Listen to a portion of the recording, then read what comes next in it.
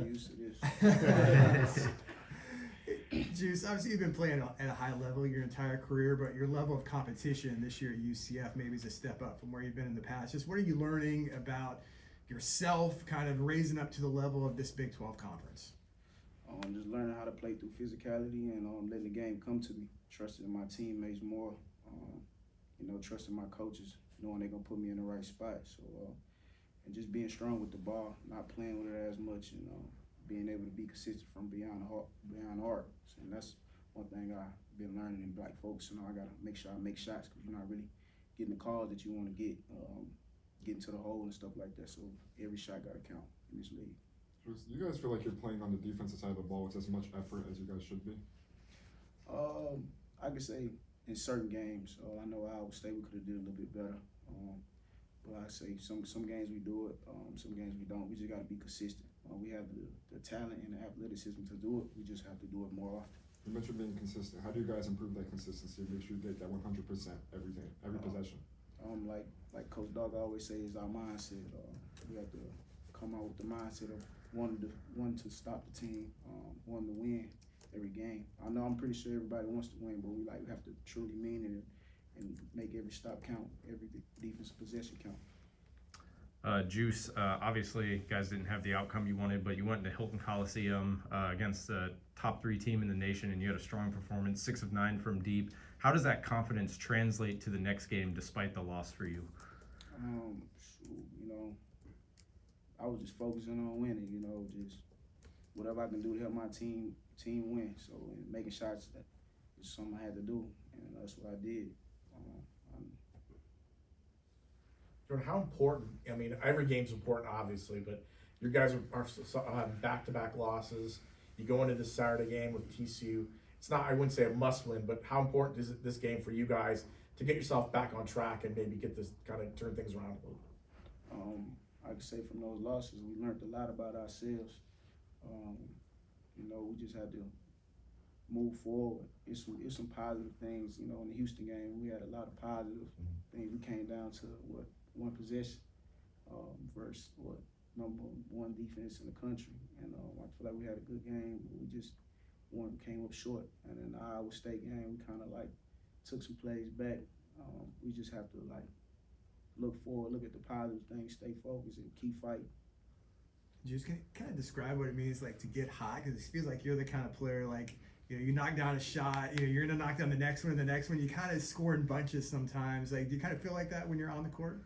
Yeah, that's just some I practice, some I always had in me playing this game, just scoring.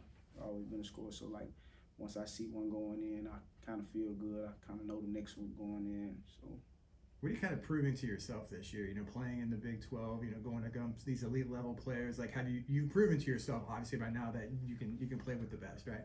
Yeah, I could say just being overlooked all my life. Some schools didn't want to take a look on me. They said I was too small, or wasn't physical enough to be able to play through the bumps and bruises. So just proving to myself that I can do it on any stage, on any level. Physicality is a word that gets brought up a lot in the Big 12. So 7 games into the season in the conference schedule, how would you describe what you're experiencing night in, night out against some of these other teams? Just like you said, bigger guys. Just everybody can defend. Everybody got 7-footers that can block shots. I'm experiencing all kinds of things. Everybody can make shots. Can't leave nobody open really. Everybody's good in this league. Jordan, you guys shot really well from 3 against Iowa State, but the 108 points given up were the most by the program since 2010. TCU is the top 3 scoring offense in the Big 12. What's it going to take defensively to just shut this team down tomorrow and ensure the victory? Our mindset, guarding the ball, staying in front of the ball, containing their 2 good guards. Not letting them get off, letting them get hot, letting them get going. We do a good job of that. We have a good chance of winning the game. Like mentioned before, you guys are on a current 2-game losing streak. Do you have a chance to snap that at home and prevent it from coming 3? What does home court advantage mean to you, and how you guys plan to use that to your advantage? Means a lot. We gotta take care of home. I know, and then our fans, they give us energy. So I know our guys feed off that. So we're gonna do I feel like we play well at home. So we need to take care of our home court at all times. You feel like your guys' intensity turns up a little bit when you're at home and the crowd gets going? Most definitely. You know, nights, you know, the fans turn us up all the way. Especially when they turn the night lights on, they get us going. Juice, I know it's just a late January, but you know, I don't know how much you look at social media, but you know they talk about NCAA tournament and the bubble. You know, UCF's right there right now, whether they're last team's in, first team's out. So you know how important these games are day to day. Is that something that's always in the back of your mind as players, knowing that you got to continue to try to keep winning to make the tournament? Is just kind of one of those unsaid things that the guys already know, or do you guys talk about it?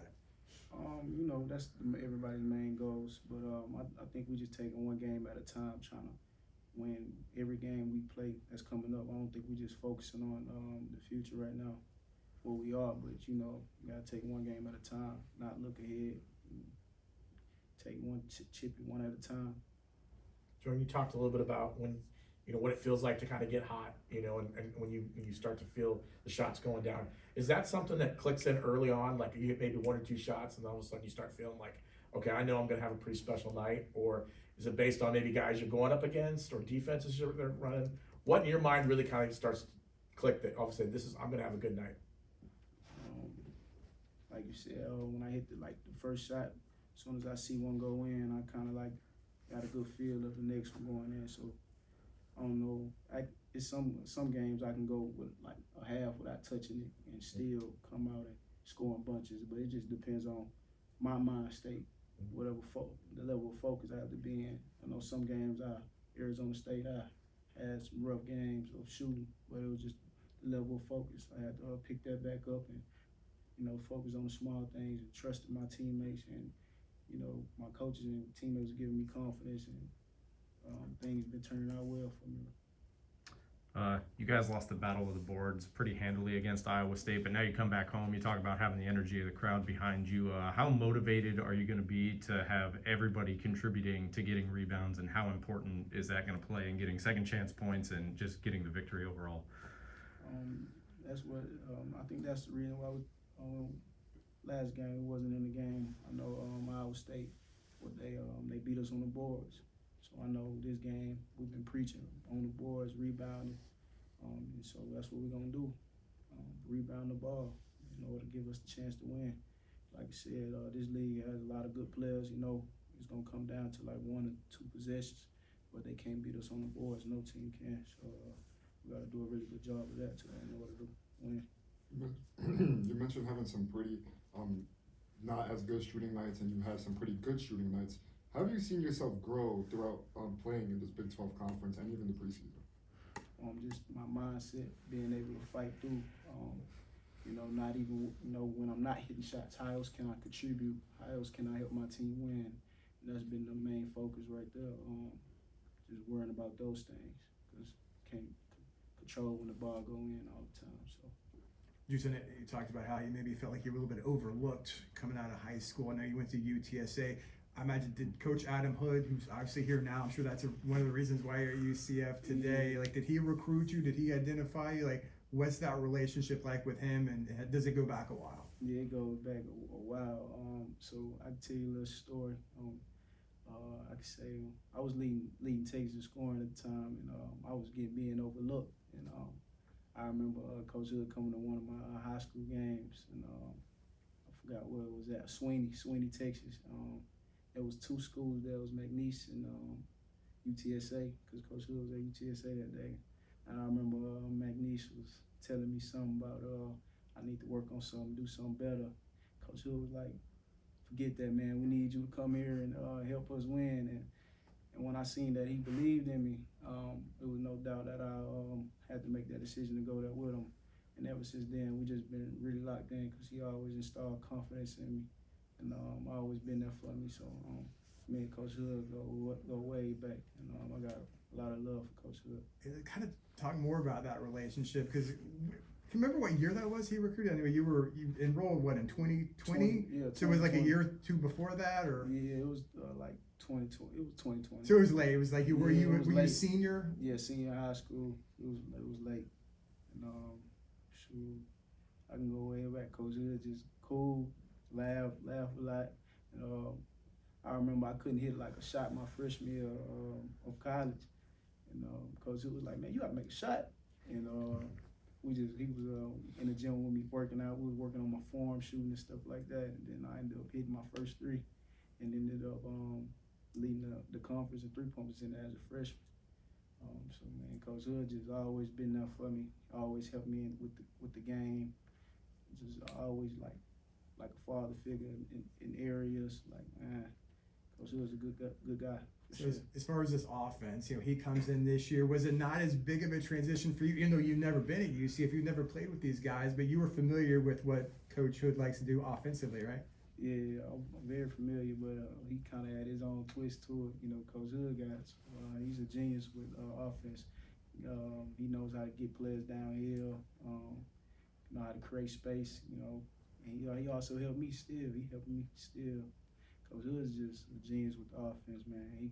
He score in all kinds of ways. You know how to get Mustafa down, get him post touches. How to help Keyshawn get downhill, get DJ to get downhill. Help everybody look good. So he puts everybody in the right spots. And I love what Coach Hood is doing. Jordan, I was going to ask about another one of your teammates, Mustafa. What he's a young man, a guy who should be still playing in high school, really honestly. But what have you noticed from him, and what kind of growth have you seen from him stepping up? I seen a lot of growth from Mustafa from the summer. Like I always say, Mustafa's he shocked me. He did a lot of things well versus Houston, and they supposed to be one of the toughest teams. And a lot of people say a lot of things about Mustafa's size and he physical enough, but Mustafa's more physical than people think. It's just his mindset. When he has that mindset of being a dog and just not worrying about nothing, just being him, he's a monster. And he showed that. He showed that several times, several games. And Mustafa's gonna be a great player, a great pro for sure.